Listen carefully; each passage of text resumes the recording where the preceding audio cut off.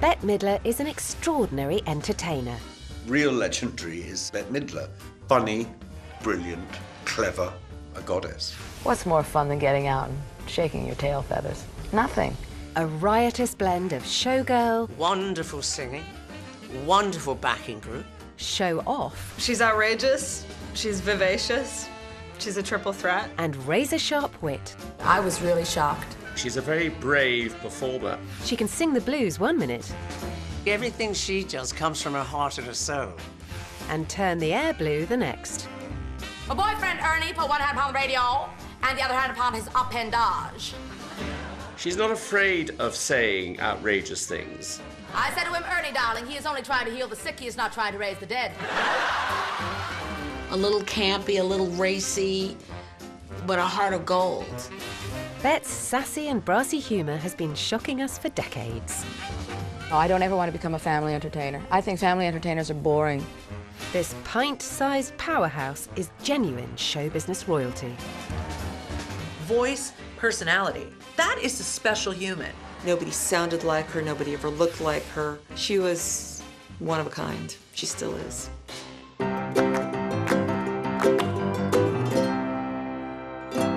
You want to bet? You gotta bet. The divine Bette Midler. Bette Midler is a legendary funny lady. Bold, brash and brazen, the divine Miss M's outrageous brand of raucous humour, combined with her powerhouse vocal performances, have had us under her spell for over half a century.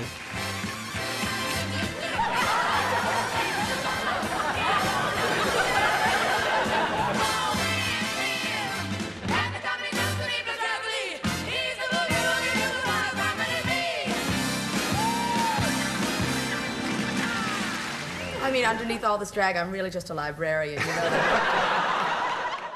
What struck me was how small she is. She's tiny. She's got that smile where her eyes disappear because her cheeks go up. You know that? And you just look at her and think, oh my God.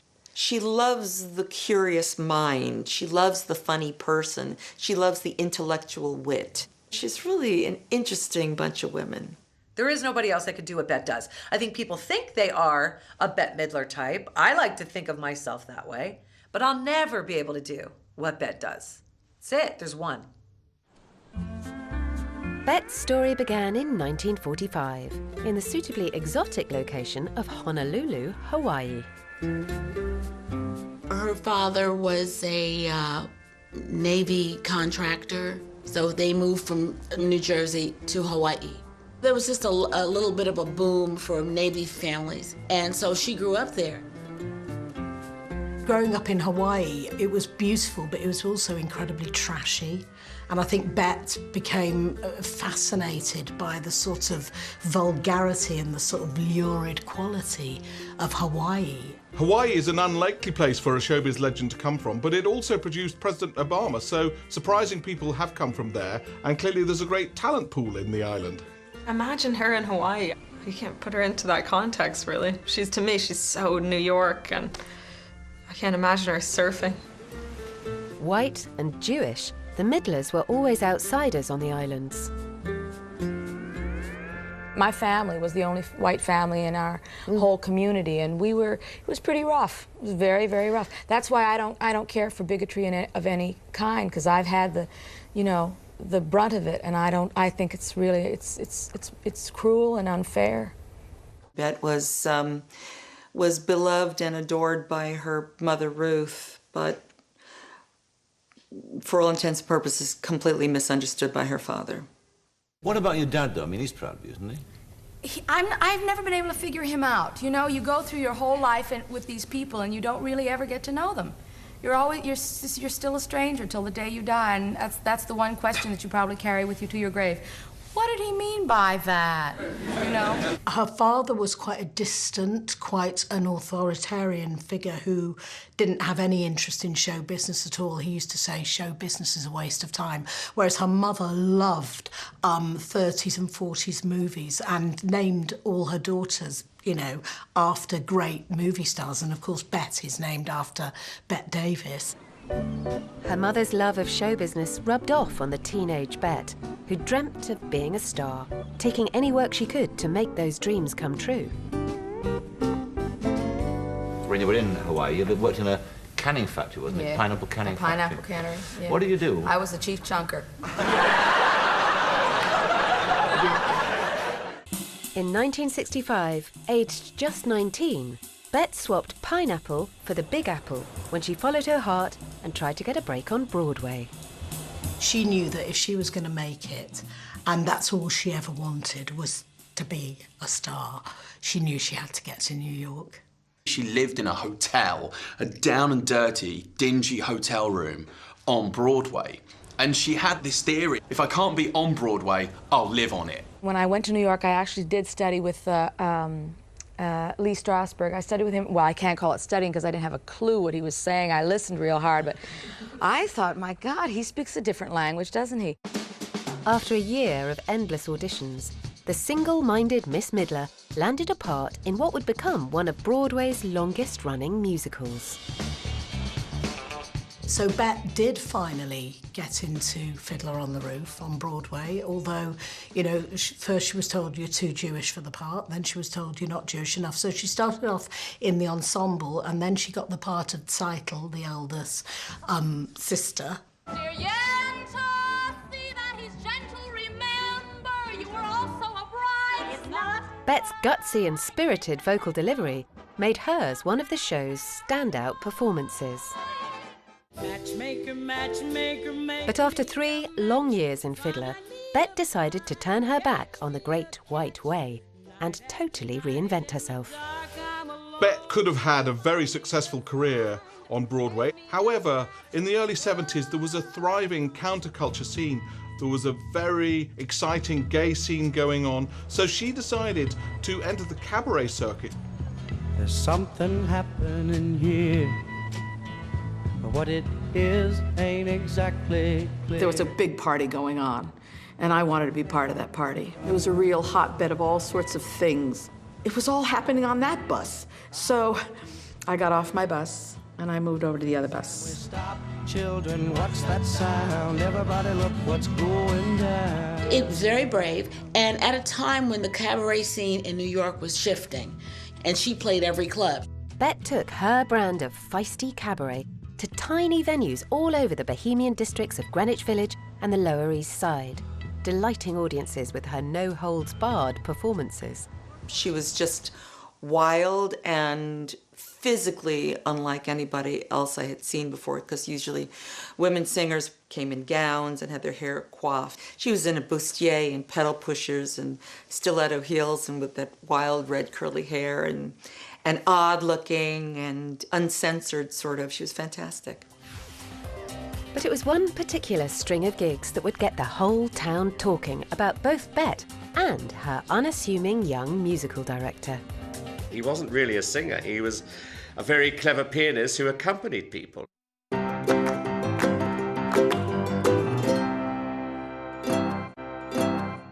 Having left the bright lights of Broadway behind her, Bette Midler launched herself onto Manhattan's thriving cabaret scene, and in 1970 landed a residency at a most unlikely location.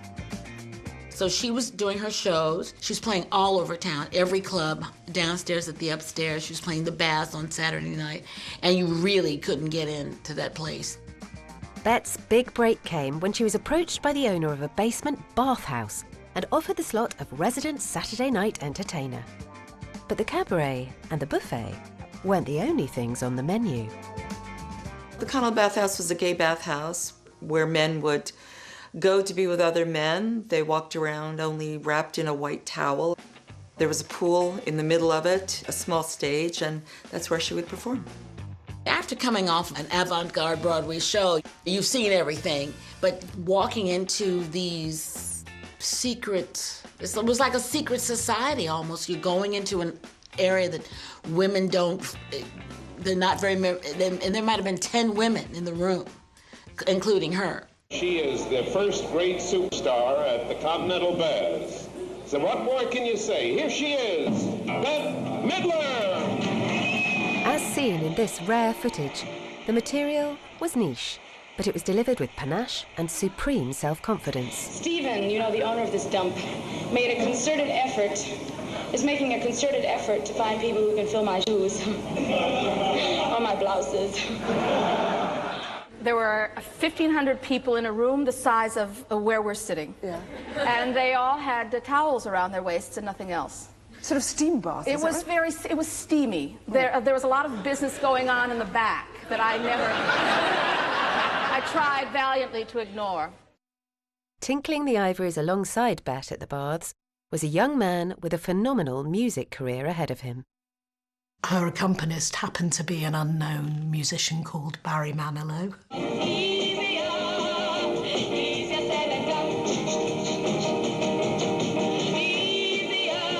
Barry Manilow's energetic musical arrangements perfectly complemented Bette's enthusiastic vocal interpretations. That's all he was then. He wasn't really a singer. He was a very clever pianist who accompanied people, and he certainly accompanied Bette. They became very good friends at the baths. In between the songs, Bette's comic quips were expertly aimed at the largely gay male audience. I know this matter is very short here. Nothing else is, but this matter. Well, anyway, and I know who is here and who is not here. And if I come back and there are any empty seats, your mother is going to hear from me. And even though her reputation was spreading beyond the baths and attracting a wider clientele to the venue, it was at the Continental that Bette Midler garnered her gay following, who remain fiercely loyal to this day. A lot of gay men tend to love the diva, the over-the-top, the flamboyant, and she, of course, delivers that in spades. You couldn't get anything camper than a Bette Midler concert from the early 70s. She's kind of drag queen-esque quality, I think. So I think there's a big appetite for that, with gay men especially. And for me, yeah, it was thrilling. I think the reason she had that gay following was she was camp. She was camp as arseholes. What about royalty? Oh, I'm mad for royalty. I adore queens. Really? I do. Because she was so supportive of the gay community have been very supportive back to her. She did break down a lot of taboos. In the early 1970s, Bette's alter ego, the Divine Miss M, was born. As this concert footage shows, she was a larger-than-life, flamboyantly dressed stage character that strutted out from the underground and into packed theatres across the country. The man that created the persona of the Divine Miss M was a man by the name of Bill Hennessy. And I remember her walking from the dressing room. He would literally whisper into her ear in the persona so that by the time she walked the 10 or 15 steps to the stage, she was no longer Bette, she was the Divine Miss M. She just became this thing, this person, the Divine Miss M. A little campy, a little racy. Oh, you want to see more of my tits? And Miss M's outrageous and provocative performances took audience interaction to another level. Actually, I had this dress made especially for the guys in the balcony. How you doing, fellas? Better now, I suppose. By the mid-1970s, the Divine Miss M was a phenomenon. Bette's debut album had sold millions, and her lavish stage shows were legendary. An outrageous mix of eccentric costumes, over-the-top theatrics, and sheer, unashamed sauciness. I tickled myself. She's not afraid, as a woman, to pull faces, allowing herself to be shown as ugly. What it is saying, this is me, take it or leave it. If you don't like it, screw you. I went to see the show, and I was smitten. I just couldn't believe the outrageousness of it. And a show like that had never been done before. It's interesting because in her private life, she's a very quiet, quite shy person. She keeps herself to herself, has a very small entourage. But on stage, it's like she dons this other persona and she just erupts and she's electric. She's one of those people that when she's on stage, you cannot take your eyes off her. And there are very few people like that. Ladies and gentlemen, a rousing hand for the semi-classical harlot, Ladies! And providing sultry and sisterly support for Bette, as seen in this 1980 concert footage, were her brassy backing singers, who were very much part of the act. Whenever you were the soloist or the principal singer in something, you'd always have a backing group of singers. So they were her backing group, almost like the Andrews sisters. And then she called them the Harlettes. And they wore outrageous, very low-cut things. Our ritual was we would come into her room and she'd look at us and she'd go, "You don't have nearly enough makeup on." So we'd stand at her table, smoking cigarettes and drinking and just slapping it on. She wanted them to be tough. She wanted them to be like a cross between the Icats and the Shangri-Las and the Ronettes. Well, I was the toots in the middle, so I followed orders, and if she would go, and we'd go, and it was all of that. It was all very cheeky and fabulous. But some of the material went way beyond cheeky, so Bette put the jokes in the mouths of comedy characters she created. The most notorious was Soph, based on one of Bette's favourite entertainers. Sophie Tucker was a cabaret performer in the 30s and 40s and probably into the early 50s.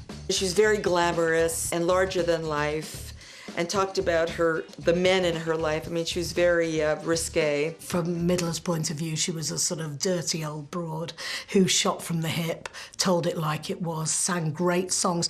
Others pet and kiss and hug and don't know what it's all about. Say when I kiss men, they feel they've had their tonsils taken out. 'Cause I'm the last of the red hot mamas. I'm getting hotter all the time.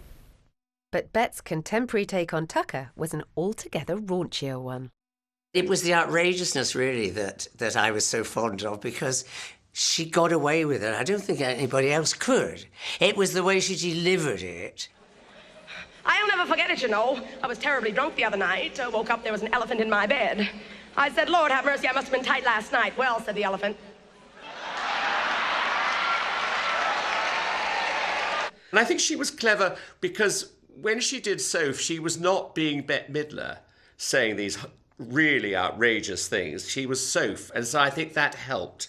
That helped her get away with it in the nicest possible way. It's literally her excuse to do some of her most vulgar gags known to man. I will never forget it, you know. My girlfriend Clementine, at the height of burlesque, was a great, great stripper. But she hated her profession so violently, she used to have to run to confession in between performances. One day, she completely forgot to put her shirt back on, ran into the church, nipples to the wind. A young priest stopped her, said, "Madam, you cannot come into the house of the Lord dressed in that fashion." She said, "Father, I have a divine right." He said, "Well, your left ain't bad either, but you gotta cover your head." So there I was, may I tell you, with my boyfriend Ernie.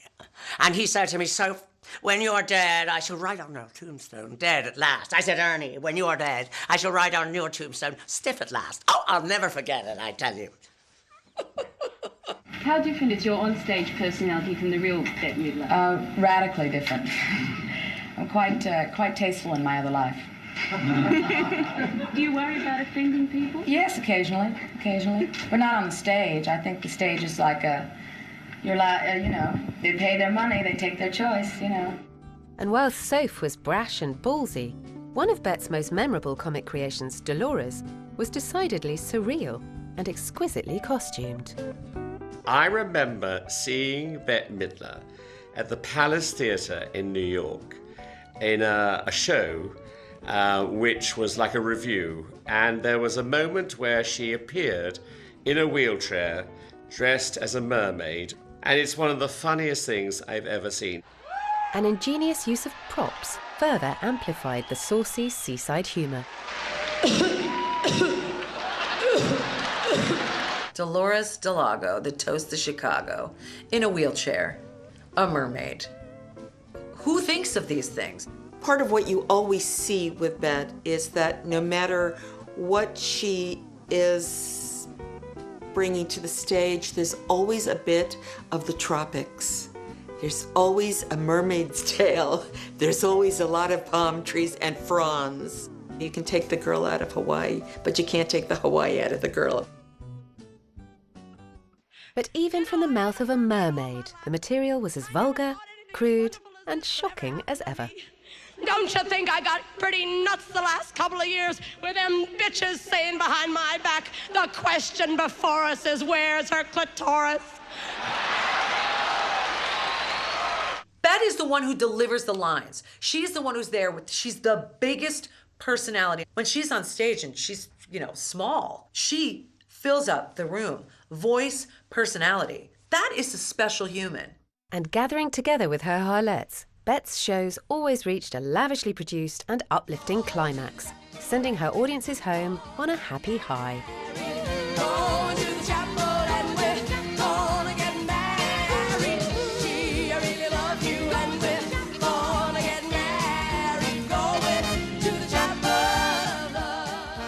And after a decade of filling amphitheatres and topping the charts, the next chapter of Bette Midler's astonishing career was about to begin. I was longing to be a character actress, and I suspect that I'll probably wind up there in very short time. She had been a huge live success during the 70s, and inevitably Hollywood came calling for Bette Midler. She was such a stage star that they needed to find the right vehicle, and amazingly for Hollywood, they did find the right vehicle. That movie to me was life-changing. I just knew that she was something special.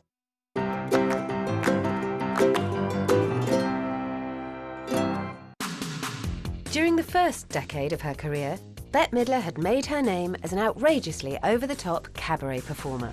The material that she did was unbelievably shocking in the 70s. I mean, there hadn't been anything like it. In 1979, she surprised critics and fans by making the brave move of leaving the stage and launching herself into Hollywood with her first leading role in The Rose. You sort of think, well, how am I going to top this, Because it was, for me, a real breakthrough. And people said, well, the broad can act, and they had never thought of me like that before. Well, it's a real calling card to be nominated for an Oscar for one of the first big roles that you do. I think it was a role that she was made for. It was a script and a character with the widest range. The chance to do all kinds of things, to sing and be funny and chew up all the scenery around, and a chance to sing a kind of music that I wasn't known for singing. And it just seemed to fall into place. That movie to me was life-changing, and the song, her performance, everything about it made me go, I don't know who she is or what she is, because I was young. I just knew that she was something special. I'm at the phone booth in the parking lot. Bette gave a powerfully poignant and moving performance as a vulnerable rock star experiencing the greed and excess of the music industry. No, I'm all right. I know I'll make it. No, I'll make it. Don't worry about me. I'll be fine. I'll be just fine. Okay. I was always an actress. I thought I had that in me. I thought that I could feel other people's pain and that I could project it beyond the footlights. I took to singing because it was the only way I could really get work. So your first film was The Rose, which of Yes. course was a chance to put all this pain across. The log line of the picture was she gave and gave and gave till she couldn't give anymore. And we used to say she gave and gave and gave till nobody gave a shit. The Rose was a spectacular start to Bette's acting career. But surprisingly, she didn't score again at the box office until 1986, when she appeared in Disney's first R-rated comedy film. Down and Out in Beverly Hills told the story of a family who invite a homeless man to stay at their mansion. This is the woman who did The Rose, is now going to do Down and Out in Beverly Hills.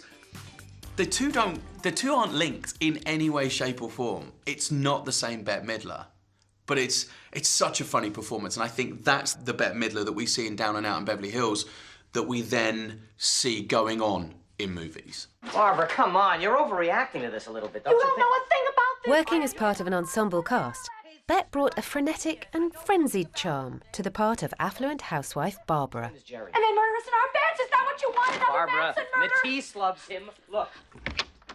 That should be a clue right there. Matisse loves no one. Look for yourself. Stay. Walk. Okay. Good boy. Good boy. He's gonna give that dog fleas. I think in this movie you see how brilliant she is at playing really wealthy women. And I know it sounds like it should be easy, but actually she just made a thing of it. It became one of her great traits. Following the film's success, Bette was awarded the ultimate movie industry honour. She gave a performance that is both funny, touching, moving, affecting, and outright hilarious at times. It showed the range of her acting, but also the fact that Hollywood had struck on someone who could do a lot of different things. In June 1986, she teamed up with Danny DeVito for the screwball comedy Ruthless People. Rumour had it that Madonna was up for the role, but Disney eventually signed up Bette, who brought her well-established skills of creating loud and abrasive caricatures to the big screen. You fuck with the wrong person! My husband does business with the mafia. When they track you down, your entire family, everyone you ever knew, will all get chainsaw enemas. And that's not all. Oh my God. I've been abducted by Huey and Dewey. Hilarious, because she plays this vile harridan of a woman who gets kidnapped, and her husband, who's a fabulously wealthy businessman, refuses to pay the ransom. And it's a great premise. It's very, very funny. And she sends herself up. I didn't know I was going to be that overweight. I didn't know I was going to be that hideous, you know. Fortunately, it's funny. And when it's funny, all considerations of how you look, I think, should be secondary or non-existent. The thing is, I think with Bette Midler, when you realise she can do anything, when she can put the drama and the comedy together, and the way that she does, she plays those heartfelt moments of I've been kidnapped, and that realisation of my husband really doesn't want me. But the comedy side of it, the two transcend so beautifully together. And again, there are very few actors and actresses that I think can do that. You know, you do feel for her in places, but you're also laughing out loud at her in the other gaps. He didn't pay. He didn't pay? So now what? So now we're dropping our price again to $10,000. Do I understand this correctly? I'm being marked down?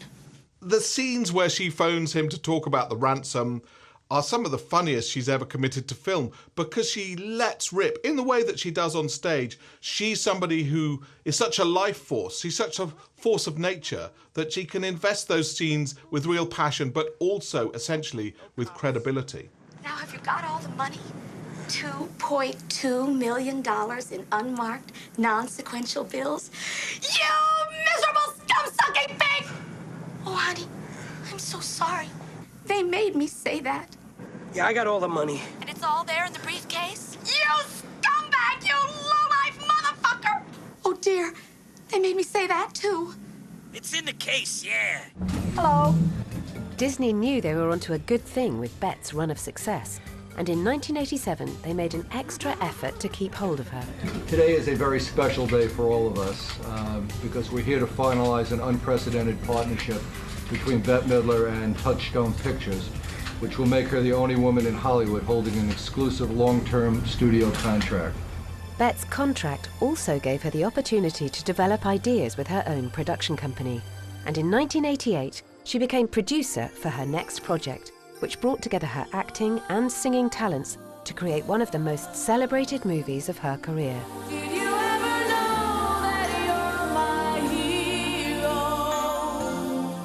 When you think of one of the great films she's made, and she's made many, many good films, Beaches is the most fantastic. Everything about that movie worked.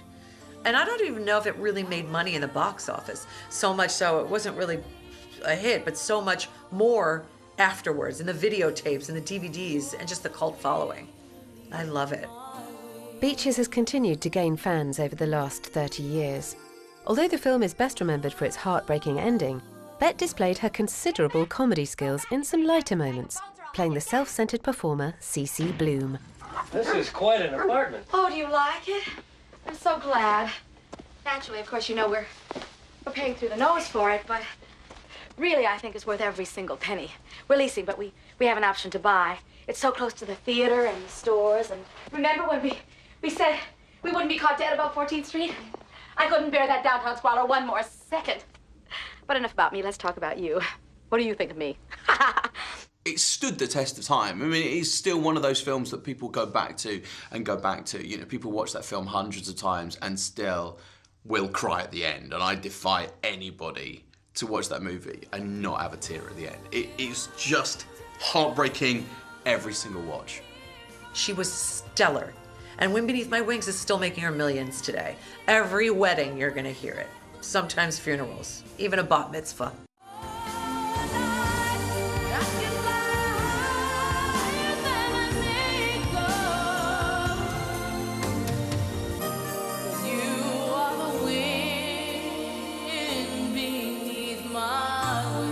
The standout soundtrack song boosted Bette's music career, winning the Grammy Record of the Year for 1989.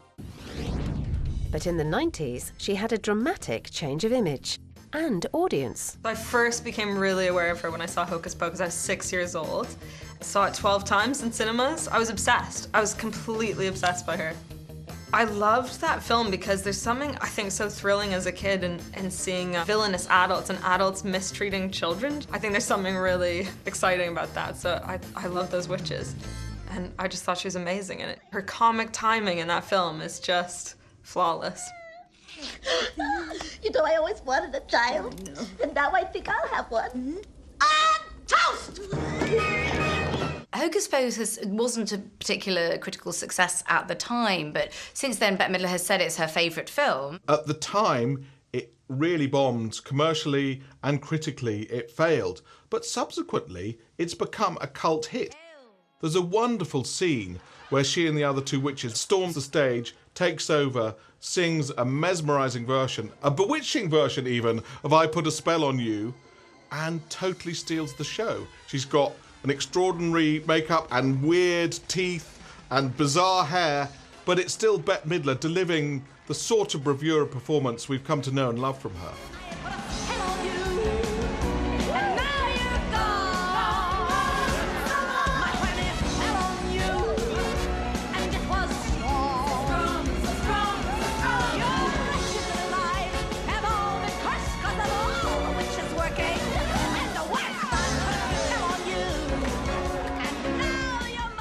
I do a Hocus Pocus viewing party every year, and everyone knows all the lines. I think it's a combination of the performances. It's really well written.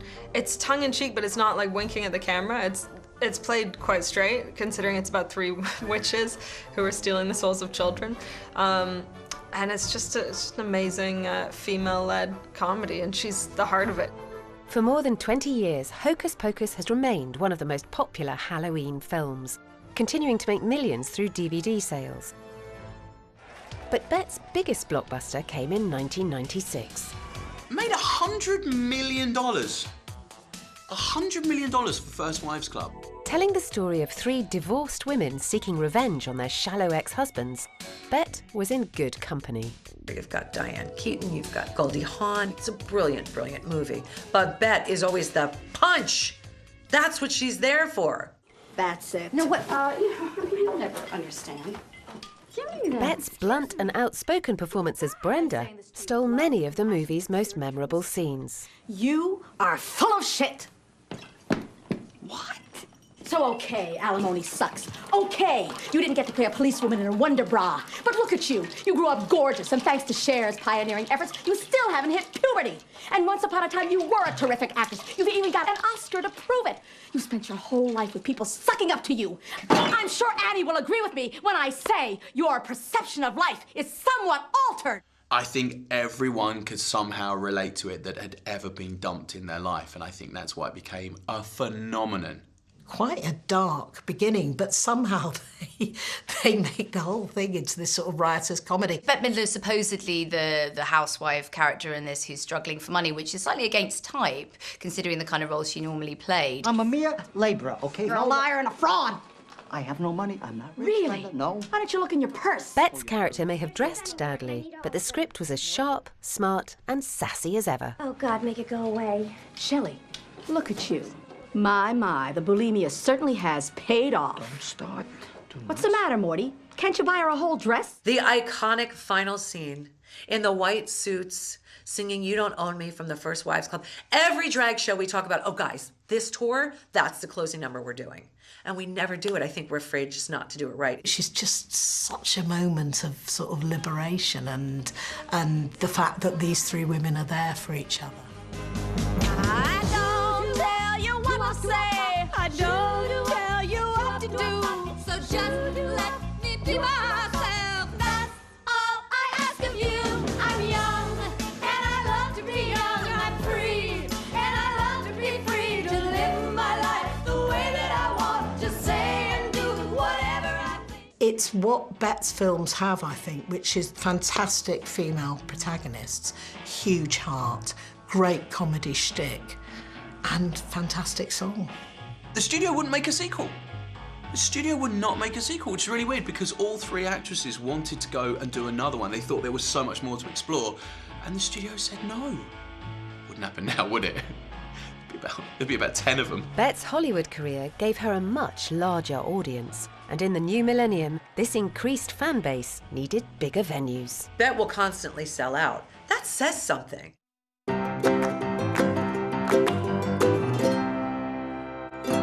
As the new millennium dawned, Bette Midler was a global superstar thanks to high-profile movie and music careers. But the time had come for a brand new challenge: television. She was very nice to me because she knew I was really nervous. She saw I was sweating because it was 1 LA and 2 Bette Midler. So she got me this beautiful handkerchief. She gave it to me and I sat there the whole thing sort of dabbing myself. And she was saying, "You're so nervous. Why are you so nervous? Relax." As if, you know, it's every day you sit there with Bette Midler. And as I got up to go, I sort of held on to the handkerchief. She went, "Oh, no, you don't. That's my mother's." And she grabbed it out of my hand. I thought, okay. Her highly anticipated sitcom, Bette, first aired in the United States in October 2000. Focusing on the everyday struggles of her fictional life, Bette's TV world included her on-screen husband, daughter, manager, and James Dreyfus taking the role of her pianist, Oscar. Usually, a sort of megastar would come in and go, "Hi, Bette, how you doing?" "Oh, I'm good. Do you want to sing a song?" "Yeah." She would do one of her numbers and I'd play the piano. Ah, my shining star, don't you go away. The show followed the familiar sitcom format, but Bette's Hollywood clout resulted in some astonishing guest stars, such as Dolly Parton, turning in a charming performance. So many have tried to find a love like yours and mine. Whoa, whoa. Mother, I'm on the phone. I don't know, she's got some friend over. She wasn't intimidating at all on set whilst we were working or in rehearsals. You know, she knew what she found funny and she would stick with it. Her humour is all about being self-deprecating and laughing at herself. So her decision to poke fun at the work that she's done, I thought was actually really brave and actually really endearing that she can actually joke about it. Bette hilariously sent up the perceived image of herself, gamely being the butt of many of the jokes. How did I get this far? I have no talent. Relax. You're a pro. You've been doing this for 30 years. 30 years? The one thing she was most serious about was her singing. So when we were doing, in each episode, one of her famous songs, she would be very serious about doing that. So we had to try and get the piano right, and you were actually there in the room participating in it. However, I know I was faking the piano, but yeah, so it was very special. I mean, and who wouldn't want to experience that? Only the ones who believe ever see. Her British pianist may have been miming, but Bette's remarkable and versatile vocal talent was often dazzlingly on display.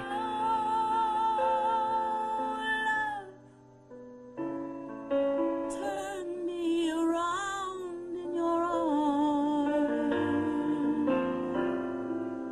and in this dream we share, let us not miss one kiss. Although Bette won a People's Choice Award for her performance, the sitcom ended after just one series. Timing is very key when it comes to TV. Timing's crucial. And if it wasn't the time, it wasn't the time. But it hasn't hurt her career. She didn't need it. Maybe TV was not her medium. Then, it could be now. In recent years, we've witnessed Bette's thrilling return to what she does best: live entertainment.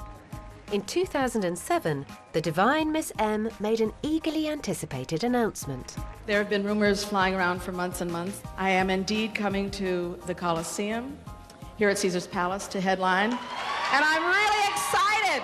I think Bette works so well with Las Vegas audiences because what she presents on stage is over the top and beautiful and raucous and bawdy and funny and yet loving. It's never mean. Vegas has a sort of vulgarity to it, and in her act she is trying to be that at certain points, and the Vegas audience wants that. Girls! The Coliseum seats over 4,000 people, but Bette's towering stage presence ensured she was still able to connect with her fans in her own unique way. I'm exhausted. Girls, wheel me down the front. I have to say hello to my peeps down front. My high rollers, you know. Both of them. Look at that pair of smug motherfuckers. Honest to God. All right, where are the Jews? My tribe. Where is my tribe? Oh, I think they're over there. I overheard someone complaining they were sitting in a draft. Bette will constantly sell out. That says something. I know it says a lot of old people are there like myself, but it says something when you can constantly sell out a tour. And she performs live, so it's a lot on her. A lot of people don't. I won't drop any names, but a lot of people don't. Bette's residency ran for an astonishing 180 performances and was an extravagantly costumed production featuring self-deprecating references to characters she'd created decades before. I made up a kind of an old wise ass. I called her Soph. She'd been everywhere and she'd seen everything and done everything. And I remember so clearly when I made her up. I was about 30 and I figured, well, she's probably 60.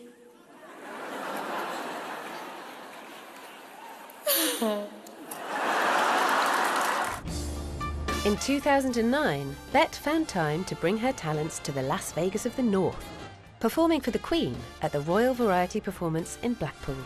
I have to say, tonight is a dream come true for me. But I feel very, very well prepared because I have been singing for queens my entire life. 2017 saw a triumphant return to Broadway in a Tony Award-winning performance. To have seen Bette Midler in Hello Dolly on Broadway was one of the greatest things, and I will always treasure it because it was so, so special. And there was a standing ovation when she came on, and then almost every time she sang, there was a standing ovation. This is in the middle of a musical when they're trying to tell a story, but every time she speaks, people are like, she's just, yeah, she's so iconic and amazing. Bette's revival of Hello Dolly broke box office records, taking a staggering $9 million on the day of release. I think it's fantastic for her. I think going back to Broadway is a great way to get back in touch with why you do this thing that you do. A pretty remarkable amount of energy required to be going out night after night in your 70s and nailing it like that. During her 10-month run as Dolly Levi, a clearly overwhelmed Bette Midler celebrated her 72nd birthday. 50 years of laughs and tears to everybody who has been so kind and so generous to me, who gave me this spectacular life all these years. I say thank you from the bottom of my heart. Thank you. Millions of people have poured to the theatre, not to see Hello Dolly, not to see anybody else, but to see Bette Midler. What else are you going to spring on me? They don't make them like Bette Midler anymore. She's got funny bones. She sort of made it all on her own terms, and that's ballsy, much to be admired. Most people are copies of somebody. She was one of a kind. Do you think you'll make another movie? Gee, I don't know. Janet, you say it like I'm dead. No, you're not. She has a charisma that you can't teach and you can't buy. That's why there's only one Bette Midler. I don't think she's going to retire. She sounds as great now that she ever has. So why would she stop? We've another funny woman in the spotlight.